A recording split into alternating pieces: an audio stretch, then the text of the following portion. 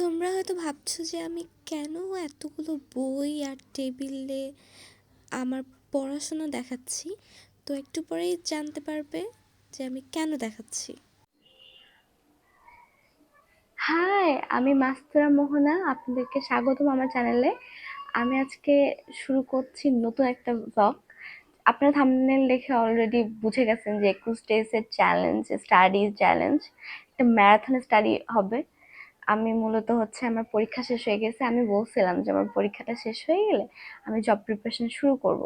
তো আমি job preparation শুরু করে দিছি বলা যায়। ইনশাল্লাহ সামনে আরো কিছু অপেক্ষায় আছে। তো আমি হচ্ছে যেভাবে শুরু করছি, যেভাবে পড়াশোনা করছি, সে সবকিছু আপনাদেরকে শেয়ার করব। তো আপনারা হচ্ছে স্টে করেন আমার ভিডিওতে, যাতে আপনারা হচ্ছে জানতে পারেন যে হচ্ছে আমি কি কি করছি।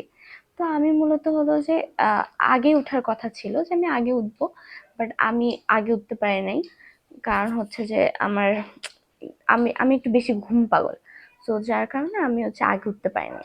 কিন্তু যেহেতু ফার্স্ট দিন, যেহেতু আমি নিজেকে মাফ করে দিছি, but second day, third day এগুলোতে কোনো ভুল করা চলবে না। তো আমি নেক্সট থেকে আমি কোনো ভুল করব না। বাট আজকে যে আমি থাম্বনেইলে লিখছি যে 21 ডেজ চ্যালেঞ্জ, সেটা কেন? সেটা কারণ হলো যে আমার হচ্ছে ঈদের পর আবার পরীক্ষা হবে দুইটা। তো দুইটা পরীক্ষার জন্য আমাকে হচ্ছে এই 21 ডেজ চ্যালেঞ্জটা নিতে হচ্ছে, তার বেশি নিতে পারছি না। আর আমি মনে করি যে 21 ডেজ একটা একটা ওয়ার্ড, যেটা কিনা হচ্ছে একটা মোটিভেশন কাজ করে 21 ডেজের। আর এটা perfect word, perfect number. So এই 21 ডেজ এটা দেওয়ার এটাই কারণ। আর 21 ডেজ দিয়ে দিয়ে দিলে হচ্ছে ইউটিউবে যথেষ্ট ভিডিও পাওয়া যায়। তো আমিও দিয়ে দিচ্ছি 21 ডেজ স্টাডি চ্যালেঞ্জ। আর হলো এইটা স্টাডি হবে 14 ঘন্টা। মূলত 14 ঘন্টার জন্য আমি করব, কারণ এখন রমজান। সো এর থেকে বেশি পড়া সম্ভব না, বাট আমার ইচ্ছা আছে 18 আওয়ার্স পর্যন্ত পড়া। বাট যেহেতু প্রথম দিন, সেহেতু আমি হচ্ছে 14 ঘন্টাই পড়তে চাই। জানি না পারবো কিনা, দেখি কি হয়। সো আমি আপনাদের সাথে আমার রুটিনটা শেয়ার করছি যে আমি কি কি পড়বো।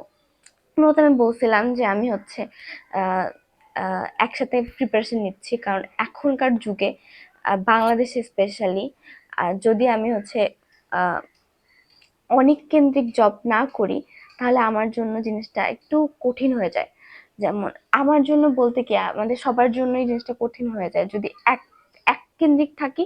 তাহলে দেখা যায় আমরা একটু মানে প্ল্যান বি না রাখি, তাহলে একটু প্রবলেমে পড়তে পারি। সো যার কারণে আমি হচ্ছে বিসিএস এর পাশাপাশি অন্যান্য জবগুলা, যেমন ব্যাংক সেক্টরটাতে রাখছি। ব্যাংক সেক্টরটা একটু বিসিএস ক্ষেত্রে একটু আলাদা পড়াশোনা, মানে স্পেশালি ইংলিশ আর ম্যাথ, এটা একটু আলাদা হয় বিসিএস এর থেকে। তো যার কারণে হচ্ছে যে আমি আমরা হচ্ছে আলাদাভাবে প্রিপারেশন নিই। সো আমি ব্যাংকটাও রাখছি, বিসিএসটাও রাখছি, যাতে আমি হচ্ছে দুটারই প্রিপারেশন নিতে পারি। আর এটা ছাড়াও আমি হচ্ছে যেহেতু ব্যাংকের প্রিপারেশন নিচ্ছি, সো আমি আইবিওতে এক্সাম দিতে চাই, কারণ ওদের একদম সিমিলারিটি। যেহেতু যেহেতু আমি ব্যাংকের প্রিপারেশন নিচ্ছি, সো সো হোয়াই আমি অপরচুনিটি মিস করব। তো আমি হচ্ছে আইবিএতে পরীক্ষা দিচ্ছি। এবং আইবিএতে পরীক্ষা দেওয়ার আর একটা একটা ব্যাপার আছে কি, ওটার জন্য আলাদা একটা প্রিপারেশন নিতে হয়। যেমন ওখানে হচ্ছে সেন্টেন্স কমপ্লিকেশন, পাজেল, এগুলো পড়তে হয়। সো এগুলোর প্রতি একটু আলাদা জোর দিতে হবে। ভোকাবটা ওদের আলাদা, যে যে আহ, আলাদাভাবে ওদের ভোকাবটাও পড়তে হয়। সো ওইটার দিকেও আমার একটু নজর রাখতে হবে। এবার আসি হচ্ছে আম, আমি হচ্ছে আলাদা একটা বলছিলাম যে আমি বিদেশেও যেতে চাই। তো হচ্ছে আমি একসাথে হচ্ছে প্ল্যান এটা রাখছি যে আমি বাংলাদেশের জবগুলোতে টার্গেট করব, আর প্ল্যান বিটা হচ্ছে আমি আইএলটিএস প্রিপারেশন নিব, যাতে আমার যেটা আগে আসবে সেটাতে আমি যাতে সহজে চলে যেতে পারি। মানে যে অপরচুনিটিটা আমার আগে আসবে আমি সেটাতেই গ্রহণ করব। সো এই জন্য আমি মূলত প্ল্যান এ রাখছি, প্ল্যান বি রাখছি। আর প্ল্যানের এর মধ্যে তো আপনি দেখলেন যে ওর ভিতর ব্যাংকও আছে। সো এই জন্য আমার পড়াশোনার ক্যাটাগরিটা একটু একটু বেশি বেশি হয়ে গেছে। তো আমি জাস্ট এটাই যে ফলো করব, এটাই সারা জীবন ফলো করব এমন না। আমি 21 ডেজে দেখতে চাচ্ছি যে এটা কেমন হবে আমার জন্য। সো আমি এটা দেখি, দেখার পরে ডিসিশন নেব। তো আমি হচ্ছে আপনাদের সাথে শেয়ার করি যে হচ্ছে আমি কি রুটিন বানাইছি এবং কি কি পড়বো। সো এইটা আমার হচ্ছে একটা ডায়েরি, যে ডায়েরিতে আমি হচ্ছে মূলত আমার প্ল্যানগুলো রেখে রাখি, এখানে যথেষ্ট প্ল্যান হয়ে গেছে। তো আমি এখন যেটাতে আমি এখন 21 ডে প্ল্যান করছি, তো সেটা শেয়ার করি। তো এখানে আমি হচ্ছে প্রতিদিন একটা করে সাম্প্রতিক পড়বো, এটা 30 মিনিট পড়বো। কারণ সাম্প্রতিক পড়লে দেখা যাচ্ছে যে আমি সেই কোশ্চেন গুলো আমার মাথায় ঢুকতেছে এবং সেই কোশ্চেন গুলো আমার চর্চা থাকতেছে। সো আমি পারি আর না পারি ওই কোশ্চেন গুলো জাস্ট আমি দেখে যাব এবং ওইটা আমার মাথায় যেন থাকে, এই ব্যাপারটা ইনশিওর করব যে ওটা রিভিশন দিতে পারি। এবং হচ্ছে ধরেন আমি আজকে একটা সাম্প্রতিক পড়লাম, কালকে একটা সাম্প্রতিক পড়লাম, 3 দিনের মাথায় আমি হচ্ছে ওই যে দুইটা সাম্প্রতিক আগে পড়ছি সেটা রিভিশনে দিব। সো এভাবে এভাবে করে আমি পড়বো, কারণ রিভিশন ছাড়া ট্রাস্ট মি সম্ভব না। আপনি জাস্ট পড়ে গেলেন হবে না, কারণ কোশ্চেনে যখন যাবেন, পরীক্ষায় কোশ্চেন যখন পরীক্ষা দিবেন, তখন দেখা যাবে যে আপনি কনফিউজ হয়ে গেছেন যে এটা ছিল না এটা ছিল, এটা ছিল না এটা ছিল উত্তর। তো এই ধরনের কমপ্লেক্সিটি সমস্যাগুলো মানে আটকানোর একটাই উপায় রিভিশন। আর রিভিশন খুব ইম্পর্টেন্ট, এবং আমি আমার 21 ডে যে চ্যালেঞ্জটা রেখেছি তার মধ্যে রিভিশনের খুব গুরুত্ব আছে। এবার আসছি কোশ্চেন ব্যাংক সলভ। এইটা আমার খুব বেশি, আমি এটাতে জোর দিচ্ছি। আর কারণ হচ্ছে যে কোশ্চেন ব্যাংক সলভ করলে দেখা যাচ্ছে যে 50% কমপ্লিট হয়ে যায় একটা প্রিপারেশনে। সো আমি কোশ্চেন ব্যাংক সলভ করব হচ্ছে প্রথমত ব্যাংকের গভর্নমেন্ট, তারপর হচ্ছে আইবি এর যে কোশ্চেন ব্যাংক, তারপর বিসিএস এর কোশ্চেন ব্যাংক, তারপর হচ্ছে আদার্স যে জব সলিউশন আছে সেগুলোর, এবং হচ্ছে প্রাইভেট ব্যাংকও আমি কমপ্লিট করার ট্রাই করব। তারপর বাংলাদেশ ব্যাংক এডি প্রিপারেশন, এটার কোয়েশ্চেন ব্যাংকও কমপ্লিট করার চেষ্টা করবো। বাট একসাথে কি, অবশ্যই না। আমি হচ্ছে একটা একটা করে ধরবো। ফার্স্ট অফ অল আমি যেমন ধরছি আজকে এই যে গভর্নমেন্ট ব্যাংক K2, K2 এটা খুবই নাম করা একটা বই। হয়তো তোমাদের কাছে হচ্ছে মিরর রিফ্লেকশন আসছে, I am really sorry for that. তো হচ্ছে K2 গভর্নমেন্ট, এই এই এইটা হচ্ছে আমার কাছে দুইটা বই আছে, K2 প্রাইভেটও আছে। সো আমি হচ্ছে আপাতত হচ্ছে K2 গভর্নমেন্টটা পড়তেছি, এবং এটা শেষ করার পর আমি রিটেনটা ধরবো, গভর্নমেন্টের রিটেনটা ধরবো। রিটেনটা ধরার পর আমি হচ্ছে ওইটা বিসিএসটা কমপ্লিট করব, বা আইবিটা যেটা আমার মন চায় যে করব সেটা করব। তো হচ্ছে ওটা করার পর আমি রিটেনটাও ধরবো, মানে সবগুলো এমসিকিউ প্লাস রিটেন এভাবে এভাবে করে আমি কমপ্লিট করার ট্রাই করব। তো এটাতে আমি টাইম রাখছি 1 ঘন্টা। এটা প্রতিদিন আমি এটা 1 ঘন্টা সময় দেব। আর তারপর আমি 3 নম্বরে রাখছি হচ্ছে ফোকাস। ফোকাস হচ্ছে ফোকাস হচ্ছে এমন একটা জিনিস, যে ফোকাস রাইটিং অ্যাকচুয়ালি এটা ব্যাংকের জন্য খুব বেশি ইম্পর্ট্যান্ট। কারণ হলো যে এটা আপনাকে আহ, খুব বেশি ভোগাবে, রিটেন এক্সামে এটা খুব বেশি ভোগাবে, কারণ সবকিছু না ফোকাস রাইটিং এর উপরে বেশি মার্ক দিয়ে রাখছে। এবং বাকি যেগুলো আছে আর্গুমেন্ট রাইটিং সবকিছু কিন্তু ফোকাস রাইটিং এর মতোই।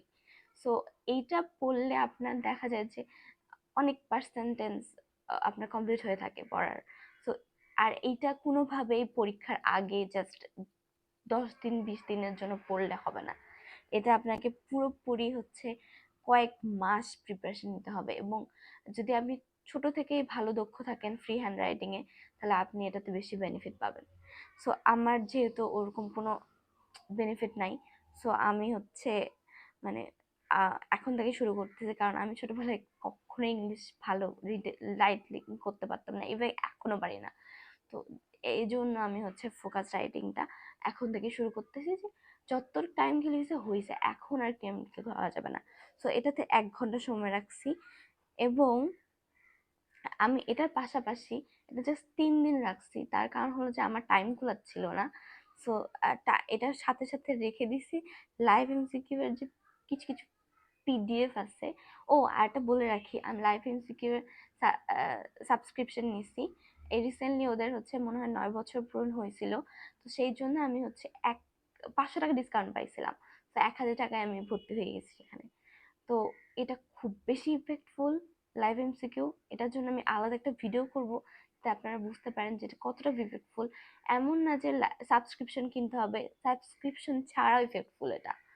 আর সাবস্ক্রিপশন কিনলে তো কথাই নাই। বাট অত টাকা দিয়ে আমার পক্ষে সম্ভব হচ্ছিল না কেনা।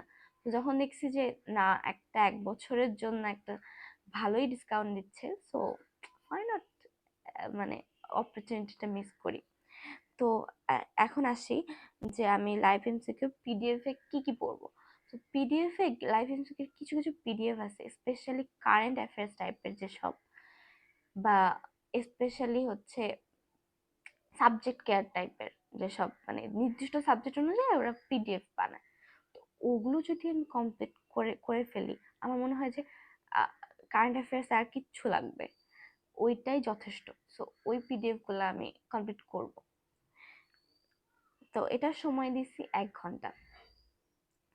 তারপর হচ্ছে ইংলিশ।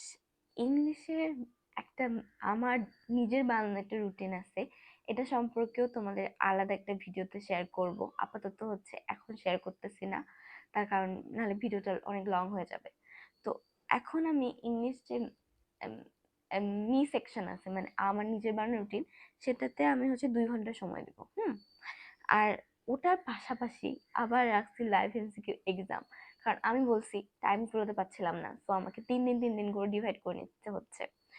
তো 3 দিন মানে শনি রবি সোমবার পর্যন্ত আমি হচ্ছে আমার এই যে মি সেকশনটা করব। আর মঙ্গল বুধ বৃহস্পতি শুক্রবার এটা হচ্ছে লাইভ এমসিকিউ এর জন্য দেবো। তো লাইভ এমসিকিউ এই পার্টে আমি হচ্ছে এক্সাম দিব, এবং কি কি এক্সাম দিব সেটাও আমি পরে ভিডিওতে করব, কারণ হচ্ছে এখন আমি বললে জিনিসটা অনেক গলকা খিচুড়ি হয়ে যাবে। তো এবার আসি হচ্ছে পরের সেকশন, সেটা হচ্ছে আর্গুমেন্ট রাইটিং, প্যাসেজ সামারি, ভাব সম্প্রসারণ, সারমর্ম, ডায়ালগ, পত্র, গ্রন্থ সমালোচনা, রচনা, এসে, লেটার ইন নিউজ। এইগুলো হচ্ছে একবারে পড়বো এমন না, এগুলো একটা শেষ হল আরেকটা, একটা শেষ হল আরেকটা, এরকম করে। এবং হচ্ছে এটা টাইম দিছি 30 মিনিট। আর এগুলো কেন দিছি তার কারণ হচ্ছে যে এগুলো রিটেনের জন্য আমার। এগুলো ওই তো বললাম, ফোকাস রাইটিং যেরকম একদিনে হবে না, কয়েকদিনেও হবে না, এটা মূলত কয়েক মাসের প্রিপারেশন। সো এই জন্য আমি এখন থেকে স্টার্ট করছি, যাতে রেগুলার আমি এগুলোর প্রতি একটা নলেজ গেদার করতে পারি। এবার আসছি ট্রান্সলেশন পার্টে। সেম টু সেম ওদের মতোই, এটাও একদিনে হবে না, এটাও প্রিপারেশন প্র্যাকটিস প্রতিদিন করতে হয়। সো এটার পিছনে আমি রাখছি 30 মিনিট, এবং Bangla to English, English to Bangla. এইটা মেবি আমার টাইমটা নাও খোলাতে পারে, সো আমি 3 দিন করে এখানে ডিভাইড করে নিতে পারি, যে English Bangla, English to Bangla এটার জন্য 3 দিন, বাংলা টু ইংলিশ এরকম এটার জন্য 3 দিন, এটাই। তো এখন আসছি 7 নাম্বার, সেটা হচ্ছে ভোকাবুলারি। এটা খুব বেশি ইম্পর্টেন্ট পার্ট। এটা আমি রাখছি যে আমি কি কি পড়বো, যে এখানে ওয়ার্ড স্মার্ট বইয়ে যে 2টা সেকশন আছে, 333 হাই ফ্রিকোয়েন্সি ওয়ার্ড আর হিট প্যারেড, স্যাট প্যারেড, এইগুলো আমি পড়বো ফার্স্টে। তারপর ওয়ার্ড স্মার্ট পুরো বইটা ঝালাই করে দিব। তারপর আসছে প্রিভিয়াস যেগুলো ভোকাবুলারি, যেমন কম্পিটিটিভ একটা ভোকাবুলারি বই আছে যেখানে প্রিভিয়াস সব ভোকাবুলারি আছে, এবং আরেকটা বই আছে ব্যাংক ভোকাবুলারি, যেখানে ব্যাংকের সব ভোকাবুলারি আছে। তো আমি এগুলো কমপ্লিট করার ট্রাই করব। এখন তোমাদেরকে বলে রাখি যে আমি এগুলো একটার পর একটা কমপ্লিট করার ট্রাই করব, এবং এখানে রিভিশন জিনিসটা খুব বেশি ম্যাটার করবে, কারণ রিভিশন ছাড়া ভোকাবুলারি কখনোই সম্ভব না। আর তাছাড়া ভোকাবুলারি জাস্ট পড়ে কখনো হয় না, এটা ডেইলি লাইফে ইউজও করতে হয়। সো আমি নতুন একটা ওয়ার্ড শিখছিলাম, হ্যাসেল, এই 2 দিনে। সো আমি এটা সব জায়গায় ইউজ করি এখন, মানে এই 2 দিনে খুব বেশি ইউজ করছি। তো এরকম ভাবে নতুন ওয়ার্ড শিখলে সেটা ইউজ করতে হয়, ইউজ করলে জিনিসটা মাথায় থেকে যায়। তো আমার ইচ্ছা আছে ভোকাবুলারি নিয়ে একটা ভিডিও বানানো, যাতে মানে আমিও যাতে মানে আমার এক্সপিরিয়েন্সগুলো শেয়ার করতে পারি এবং আপনারা শেখেন। তো নেক্সটে বানাবো। এবার আসি হচ্ছে ইংলিশ পেপার এবং বুক। আমি রেগুলার একটা করে ইংলিশ পেপার পড়বো আর ইংলিশ বুক পড়বো। সেটা হচ্ছে যদি বুকটা শেষ হয়ে যায় তা পেপার শুরু করব, বা 3 দিন করে এরকম ভাবেও ঠিক করতে পারি। সো এটা 30 মিনিট, আর ভোকাবুলারিটা কিন্তু 30 মিনিট। আর আইএলটিএস উইথ পার্টনার বা সেলস, তো হচ্ছে এবার হচ্ছে আইএলটিএস প্রিপারেশনের জন্য আমি নির্দিষ্ট একটা রুটিন ফলো করছি, যে আমি এই রুটিন অনুযায়ী চলবো, যে এগুলো পড়বো, রেগুলার কি কি পড়বো সেগুলো হচ্ছে একটা রুটিন করে ফেলছি অলরেডি। সো এটার জন্য আমি 3 ঘন্টা সময় দিব। এবং আমি ঠিক করছি যে পার্ট বাই পার্ট শুরু করব। যেমন লিসেনিং এর জন্য শুরু করলাম, মানে আপাতত আমি আইএলটিএস এইভাবে শুরু করতে চাচ্ছি যে লিসেনিং ফার্স্টে শুরু করলাম, তারপরে বাকিগুলো এরকম এরকম করে, বা হচ্ছে মানে মানে আমি হচ্ছে একটা পার্ট, ধরেন ম্যাপ আছে, ম্যাপ, সো ম্যাপের পার্টটা আগেই শেষ করে ফেলবো, তারপর অন্য কিছু, তাহলে কি হয় ওই জিনিসটা মাথার মধ্যে ঢুকে যায়। তো এইটা আমি স্ট্র্যাটেজি অবলম্বন করব এবার, দেখা যাক কি হয়। তারপর আছে হচ্ছে ব্যাংকের প্রিপারেশন। এটা হচ্ছে আমি হচ্ছে ব্যাংকের প্রিপারেশনের জন্য আমি মূলত হচ্ছে ইংলিশ আর ম্যাথটাকে এখন আপাতত টার্গেট করছি, আর কোনো সাবজেক্ট নিচ্ছি না, কারণ এতগুলো সম্ভব না পড়ার। সো ম্যাথটা আগে হচ্ছে শুরু করব, আর ইংলিশটা আগে শুরু করব, যাতে আমি হচ্ছে আগে এই দুটোটা আগে থাকি, তারপর আস্তে আস্তে অন্যগুলো। তারপর আইবিএটা আপাতত হচ্ছে প্লে লিস্ট, ওটাও 3 ঘন্টা। সো আপাতত কিছু প্লে লিস্ট আছে ইউটিউবে, একদম ঝালাই করে দেয়। সো ওগুলো কমপ্লিট করব, কারণ আমি যদি ব্যাংকগুলো কমপ্লিট করে ফেলি তাহলে আমার অলরেডি আইবিএ কমপ্লিট হয়ে যাচ্ছে। সো আমি আপাতত প্লে লিস্টগুলো দেখবো। আর এবার হচ্ছে বিসিএস। আমি আমি আপনাদেরকে হয়তো বলিনি, আমি একটা কোচিংয়ে ভর্তি হয়েছিলাম, বিসিএস কোচিং। সেটা 47 ব্যাচে ভর্তি হয়েছিলাম, এখন সেটাকে ট্রান্সফার করে আমি 48 ব্যাচে নিয়ে আসছি। ব্যাচে ট্রান্সফার করা যায়, কারণ ওইটা সারা জীবনের জন্য এন্ট্রি ফ্রি। সো আমি যখন তখন ট্রান্সফার করতে পারি। সো আমার যেহেতু 47 ব্যাচের সময় আমার এক্সাম ছিল, সো আমি কমপ্লিট করতে পারিনি 47 ব্যাচের পুরো প্রসেস।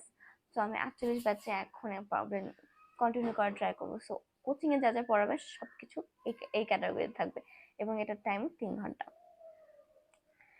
এবার হচ্ছে এবার আসি, এখন সবকিছু শেষ, মানে আমার পড়াশোনার ইয়েটা শেষ।